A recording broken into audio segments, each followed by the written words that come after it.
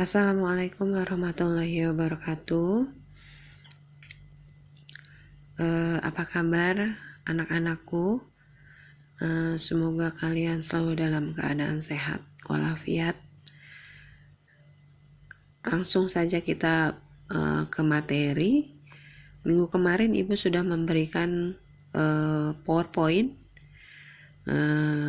dan kali ini akan Ibu coba jelaskan materi yang sudah Ibu berikan minggu kemarin. Nah, materi pertama kita di bab 1 di kelas 10 adalah tentang menyusun laporan hasil observasi.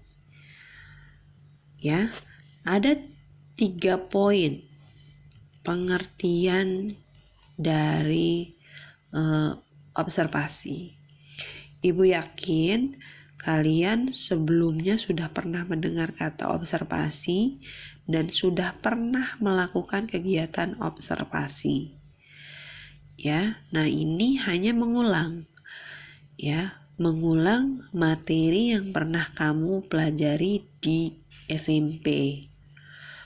Nah, pengertian dari observasi adalah kegiatan melihat, mengamati, meninjau, dan meneliti suatu objek. Ya, jadi ketika ada perintah untuk mengobservasi, objeknya harus jelas. Ya, objeknya dulu yang harus jelas. Setelah itu baru kita bisa mengobservasi. Nah, observasi bisa dilakukan secara langsung dan tidak langsung. Observasi yang dilakukan secara langsung berarti kita melihat, mengamati, melakukan, dan merasakan secara langsung observasinya. Nah, observasi yang tidak langsung itu bisa melalui membaca, mendengarkan informasi, mendapatkan berita, dan lain sebagainya. Ya. Nah, biasanya untuk kegiatan observasi, laporannya itu selalu dihubungkan dengan polusi dan populasi. Itu. Ya. Nah, selanjutnya ada prinsip laporan teks observasi. Prinsipnya ada 6 poin. Yang pertama adalah lengkap, yang kedua adalah jelas, yang ketiga adalah akurat, yang keempat adalah sistematis, yang kelima adalah objektif, dan yang terakhir adalah tepat waktu. Ini adalah prinsip dari teks observasi. Selanjutnya ada struktur. Struktur dari teks laporan hasil observasi itu ada 3 poin. Yang pertama adalah pernyataan umum atau klasifikasi. Ya.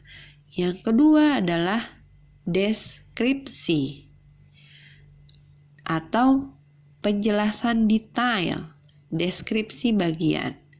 Dan yang ketiga adalah deskripsi manfaat. Di dalamnya ada manfaat dan fungsi. Struktur dari teks laporan hasil observasi. Yang selanjutnya adalah kaidah. Kaidah kebahasaan teks laporan observasi. Yang pertama adalah terdapat kata serta frasa verba dan nomina. Kata serta frasa verba dan nomina.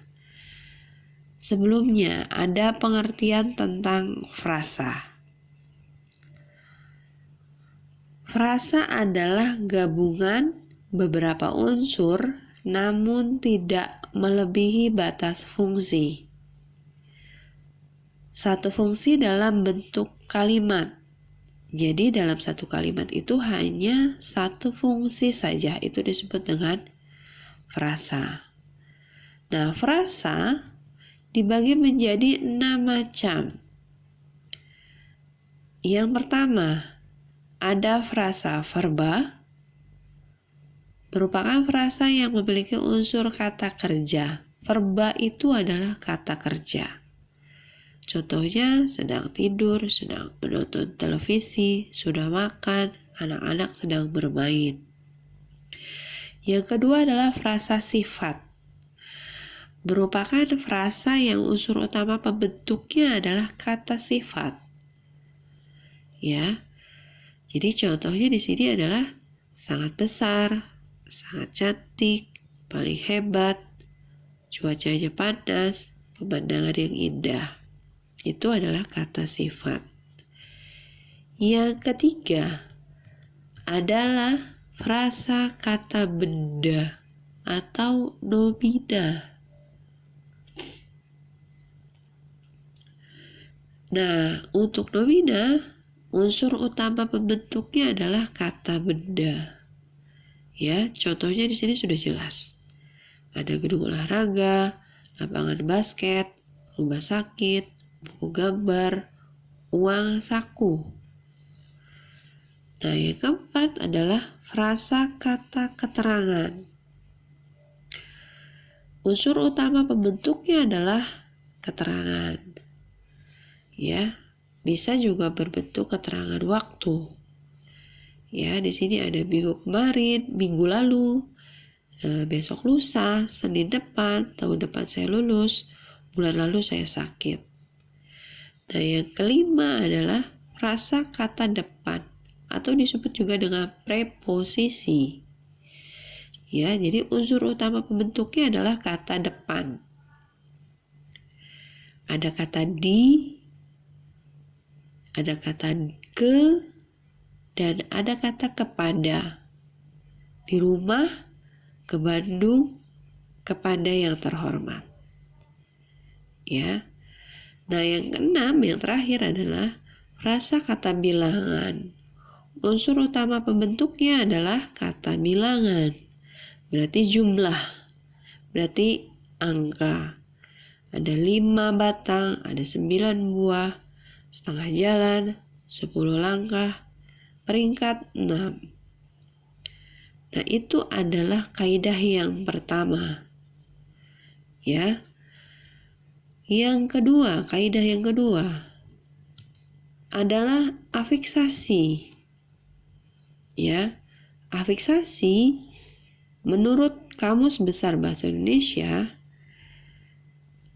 ya, itu adalah proses atau hasil penambahan afiks. Ya, bisa berupa prefiks, bisa berupa infiks, sufiks, dan konfiks. Nah, di sini ada penjelasannya. Yang pertama adalah prefiks. Prefiks itu adalah awalan. Ya. Jadi diberikan awalan. Di sini Ibu kasih contoh ada awalan ber dan awalan di. Ya. Ber ditambahkan dengan kata lari bisa menjadi kata berlari. Di ditambahkan dengan makan jadi dimakan. Nah, yang kedua adalah infiks. Infiks itu di tengah ya, posisinya adalah di tengah kalimat. Nah, ini ada kata dengan ya, ada temali dengan gerigi. Yang ketiga adalah sufiks. Sufiks itu adalah akhiran. Ya. Ada kata ditambahkan dengan, ada kata duduk ditambahkan dengan kata kan menjadi dudukan. Ada kata sastra ditambahkan dengan wan dengan akhiran wan jadi sastrawan. Nah, yang keempat adalah konfiks. Konfiks adalah awalan dan akhiran. Ada kata dasar adil dengan kata dasar datang. Diberikan konfiks ke dan an menjadi keadilan. Diberikan konfiks ber dengan an jadi kata berdatangan. Nah, untuk kaidah yang kedua adalah afiksasi. Ya.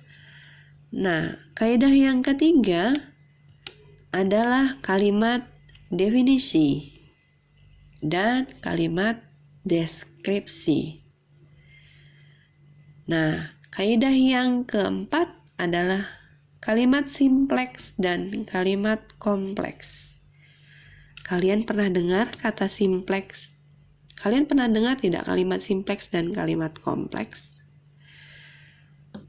Nah, di sini akan Ibu coba jelaskan kalimat simpleks dan kalimat kompleks. Kalimat simpleks adalah kalimat yang hanya terdiri dari satu struktur dengan satu verba utama atau disebut juga dengan kalimat tunggal. Ya, jadi kalimat simpleks itu sama juga dengan kalimat tunggal. Di dalamnya hanya terdiri dari satu struktur dengan satu verba utama. Ya, contoh. Andi sedang membaca buku di kamarnya. Andi sedang membaca buku di kamarnya adalah satu struktur. Verba utamanya adalah membaca. Ya, tuh. Yang kedua, contoh yang kedua. Heru menyeberang dengan hati-hati di jalan raya. Satu struktur. Verba utamanya adalah menyeberang. Selanjutnya, ada kalimat kompleks. Kalimat kompleks ini juga disebut dengan kalimat majemuk. Ya, kalimat kompleks adalah kalimat yang terdiri atas dua struktur atau lebih dengan dua verba atau lebih. Ya, jadi dua struktur dan dua verba, boleh juga lebih. Nah, untuk kalimat kompleks atau kalimat majemuk itu biasanya ditambahkan dengan konjungsi. Makanya disebut dengan kompleks. Terdiri dari dua struktur dan dua kata kerja.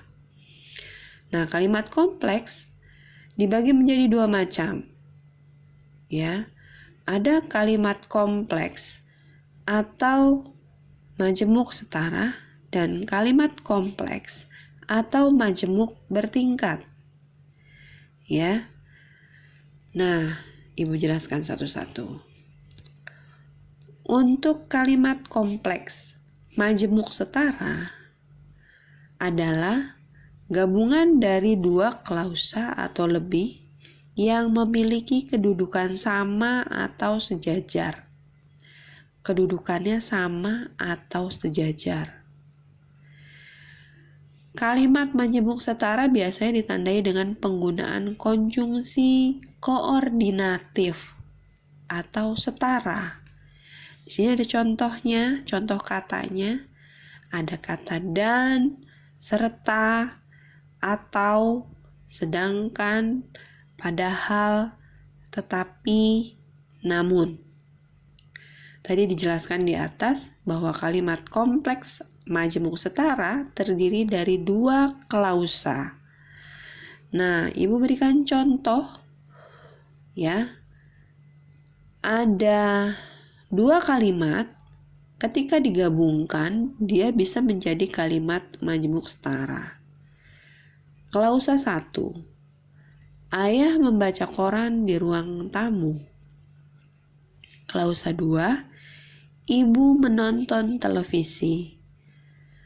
Ketika dua klausa itu digabungkan menjadi kalimat majemuk setara, ditambahkan dengan konjungsi koordinatif, kalimatnya akan berbunyi, ayah membaca koran dan ibu menonton televisi di ruang tamu. Konjungsinya adalah konjungsi dan.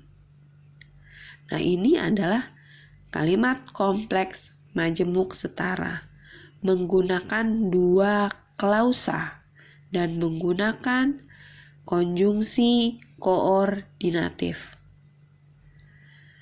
Selanjutnya, ada kalimat majemuk bertingkat. Kalimat kompleks majemuk bertingkat adalah kalimat yang memiliki dua klausa yang kedudukannya tidak setara atau sederajat, di mana salah satu klausa sebagai induk kalimat dan klausa lain merupakan anak kalimat. Nah, jadi di sini yang dipakai adalah induk kalimat dengan anak kalimat. Ibu kasih contoh di sini. Oh ya. Nah, biasanya di sini untuk majemuk bertingkat menggunakan konjungsi subordinatif. Ya. Contohnya, gempa yang sangat kuat terjadi di Aceh sehingga memporak-porandakan tempat itu. Ada induk kalimat, ada anak kalimat. Kalau kita pecah kalimat tersebut, kita cari induknya dan kita cari anaknya. Untuk induk kalimat, ada gempa yang sangat kuat terjadi di Aceh. Induk kalimat itu bisa berdiri sendiri tanpa anak kalimat. Jadi, kalau misalnya hanya menggunakan kalimat gempa yang sangat kuat terjadi di Aceh, kalimat itu sudah sempurna. Nah, yang kedua ada anak kalimat. Sehingga memporak-porandakan tempat itu. Nah, anak kalimat tidak bisa berdiri sendiri. Jadi dia butuh induk kalimat. Ya. Nah, kedudukan anak kalimat tidak selalu berada sesudah induk kalimat. Jadi posisinya bisa lebih dulu. Ya, bisa lebih dulu atau bisa di depan dari induk kalimat. Ya, contoh, aku sakit